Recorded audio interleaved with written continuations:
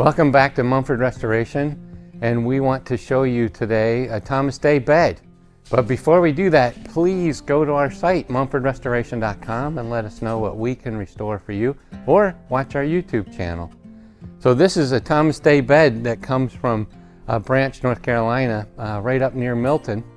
And it probably was handmade by the Thomas Day team in maybe 1825, 1835 again. It has a beautifully carved posts. It has a flame mahogany center panel, and it disassembles all the way down to just single boards, and it has a canopy. Here are the canopy pieces and the finials that go on top. And so the family was thinking, well gosh, we don't really want to have this completely refinished.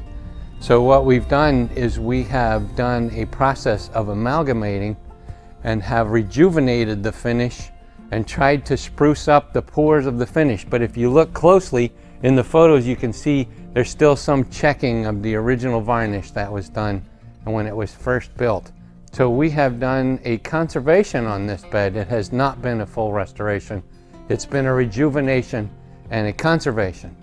And so this is an interesting process that we go through when we have a particular piece that we want to keep in a pure sense of original finish. So thanks for watching.